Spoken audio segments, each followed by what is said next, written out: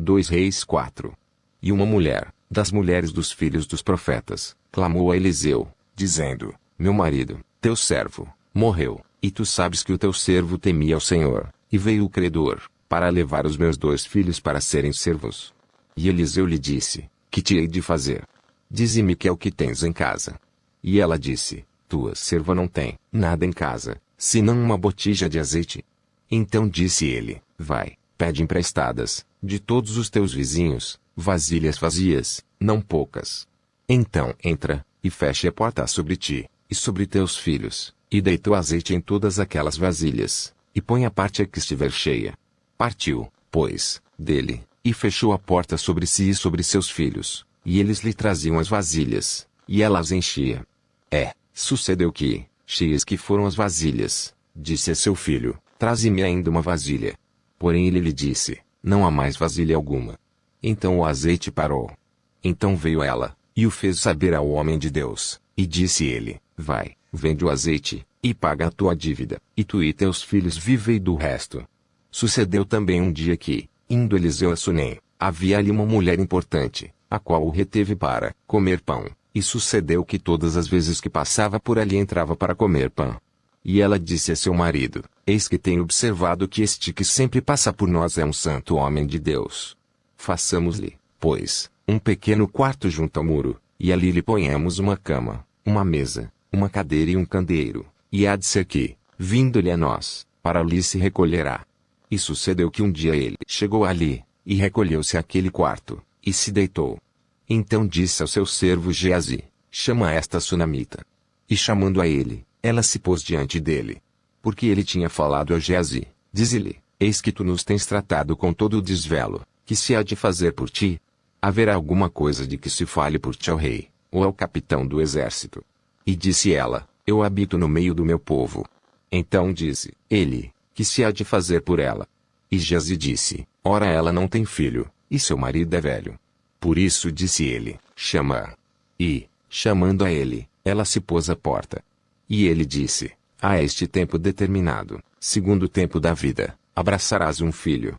E disse ela: Não, meu senhor, homem de Deus, não mintas a tua serva. E concebeu a mulher, e deu à luz um filho, no tempo determinado, no ano seguinte, segundo Eliseu lhe dissera. E, crescendo o filho, sucedeu que um dia saiu para ter com seu pai, que estava com os segadores, e disse a seu pai: Aí, a minha cabeça. Aí, a minha cabeça. Então disse a um moço: Leva-o à sua mãe. E ele o tomou, e o levou à sua mãe, e esteve sobre os seus joelhos até ao meio-dia, e morreu. E subiu ela, e o deitou sobre a cama do homem de Deus, e fechou a porta, e saiu. E chamou a seu marido, e disse: Manda-me já um dos moços, e uma das jumentas, para que eu corra ao homem de Deus, e volte. E disse ele: Por que vais a ele hoje? Não é lua nova nem sábado. E ela disse: Tudo vai bem. Então albardou a jumenta, e disse ao seu servo: Guia e anda, e não te detenhas no caminhar, senão quando eu te disser.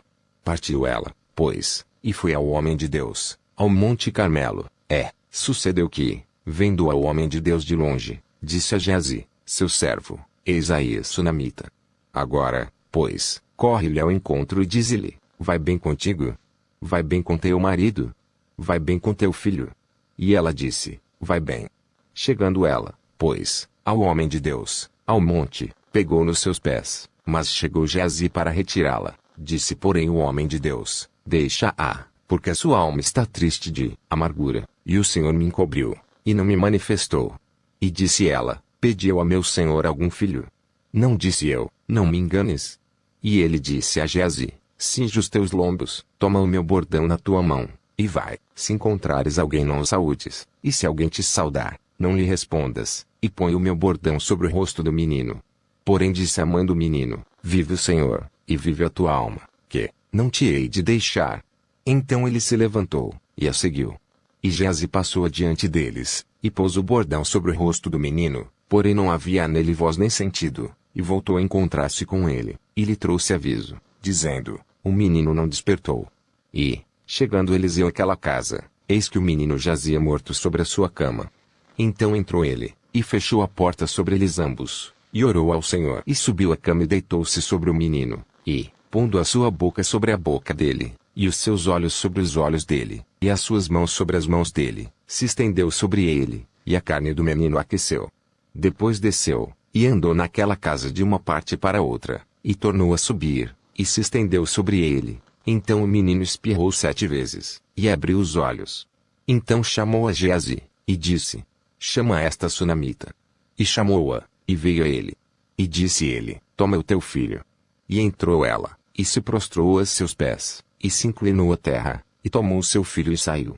E, voltando Eliseu a Gilgal, havia fome naquela terra, e os filhos dos profetas estavam assentados na sua presença, e disse ao seu servo: põe a panela grande ao lume, e faz um caldo de ervas para os filhos dos profetas.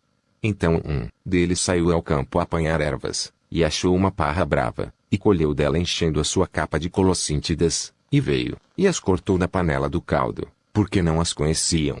Assim deram de comer para os homens. E sucedeu que, comendo-lhes daquele caldo, clamaram e disseram: homem de Deus, a morte na panela. Não puderam comer. Porém ele disse: trazei farinha. E deitou-a na panela, e disse: dai de comer ao povo.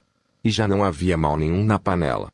E um homem veio de Baal-Salisa, e trouxe ao homem de Deus pães das primícias, 20 pães de cevada, e espigas verdes na sua palha, e disse: dá ao povo, para que coma. Porém seu servo disse: como hei de pôr isto diante de 100 homens?